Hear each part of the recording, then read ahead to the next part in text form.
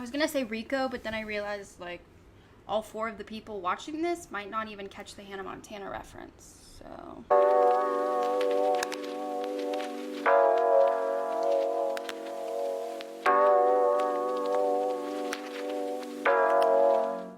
Kyle and I just got back from Dallas Startup Week, where we spent 4 days learning from amazing people that actually know what they're doing and other people that are in the same position as we are right now as a startup.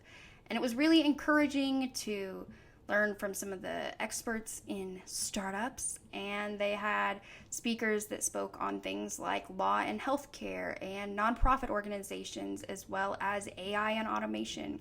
It was just really incredible and inspiring, and I think I speak for both Kyle and I. We left motivated and energized to continue our work with Community and growing it to be what we have envisioned. Was that inspiring? I feel inspired. I think I did a good job describing that. Highlights from Startup Week were Guy Raz speaking. I got an autographed book, and I'm very excited about that. Another key takeaway were the 4 free shirts that I received, in addition to 30 little notebooks that I also took because they told me I could, and why not? We're a startup, saving money. They're also recycled, so saving paper and trees. You're welcome. Another thing we took away was some free alcohol, because every startup event has free alcohol. I have a hypothesis about it, and that is that startup events just really try to numb you from the reality of how hard it is to try to survive. So it was great. And we got to stay with my aunt and uncle, who I don't get to see very often, and they really enjoyed showing us Dallas.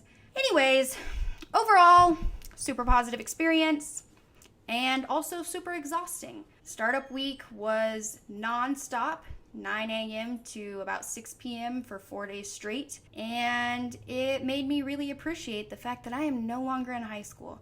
I appreciate the fact that I'm no longer in high school for a lot of reasons, but the fatigue one was really emphasized in my gratitude this past week. I don't know how I did it, truly. And if you've watched my videos, then you know a little bit about my story, but I will go ahead and recap for you right now. I've always been sick. Once upon a time, there was a Maddie, and she was doomed from the start. I've always been sick, had pneumonia 8 times by the time I was 3, and life just got more adventurous from there.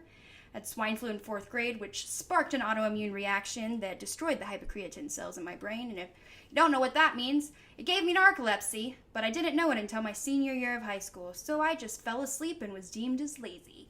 Hell yeah.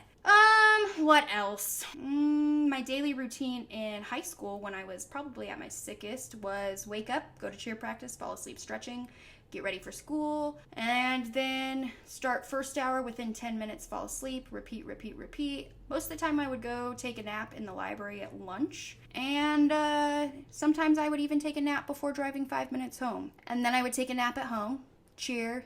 Somehow I didn't have homework, I don't know. Eat dinner and go to sleep.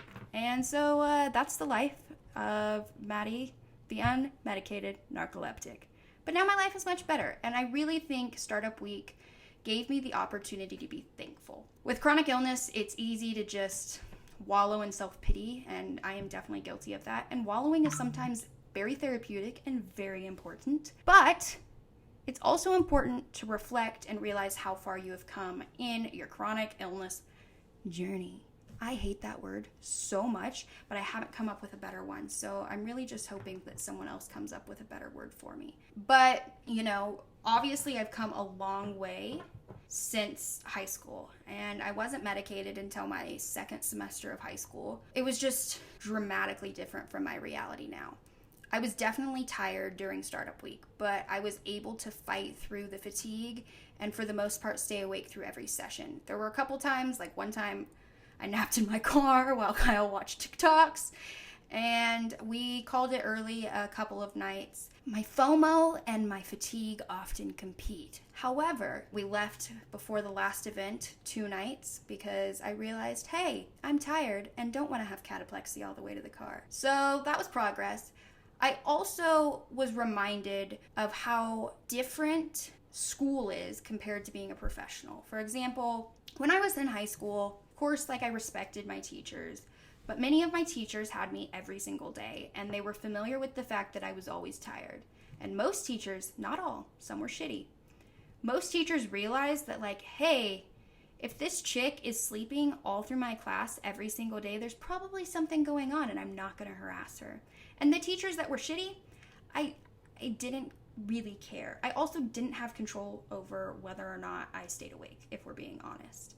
Then you go over to the professional world, and I'm sitting in these seminars, and they're an hour long, and so that's definitely plenty of time for me to get drowsy in my chair. A couple of times I did stand in the back of the classroom, and that helped some.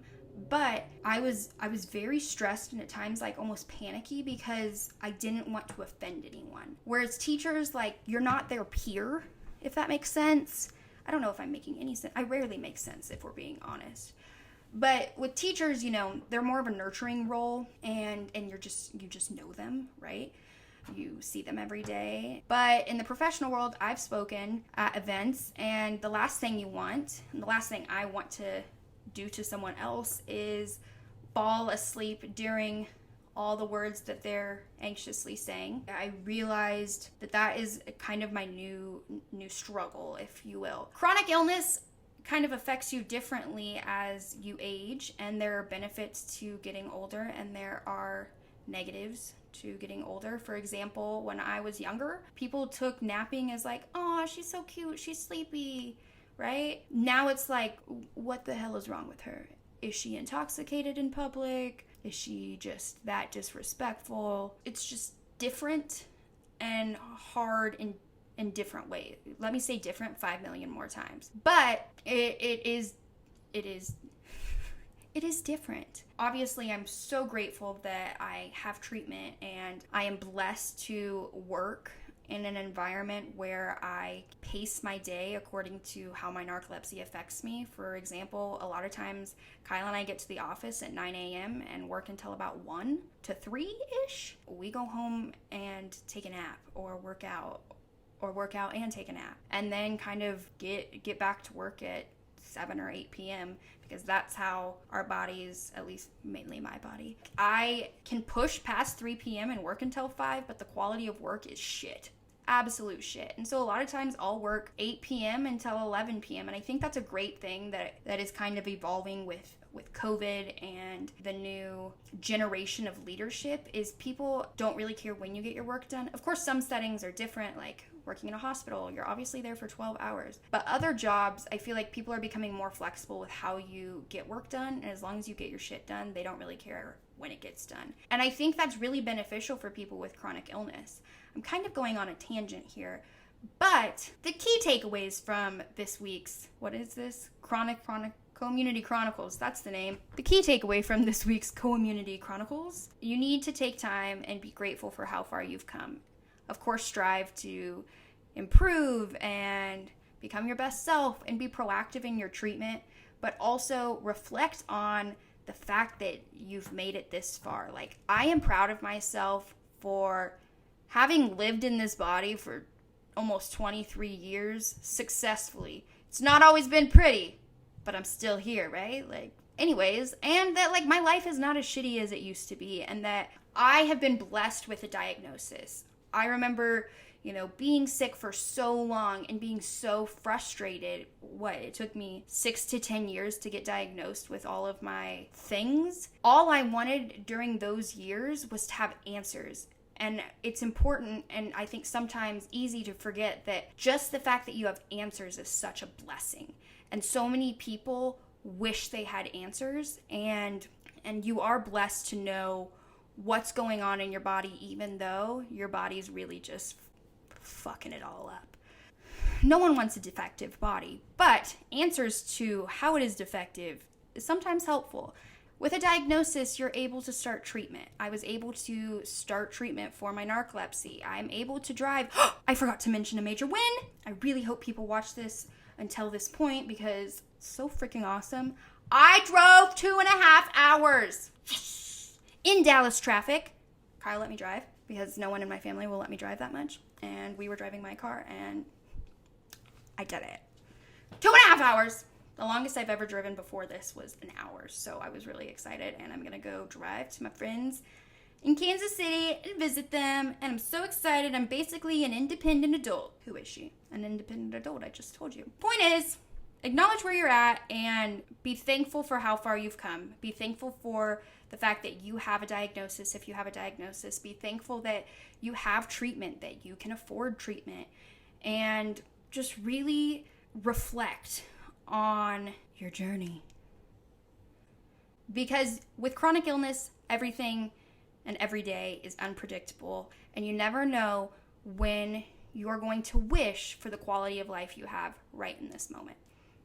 Also, life in middle school and high school is a lot different, not necessarily better or worse, than life in the professional world. And I think that transition is super interesting, and it's important to feel supported as you kind of go through this interesting phase of life that no one really knows what they're doing, but everybody's making a solid effort some days and drinking wine on other days, unless you're not old enough to drink. I don't know what this kind of went into, but apparently I'm just dancing by myself in my bedroom while sweating through my clothes because my air conditioning can't keep up with how hot it is.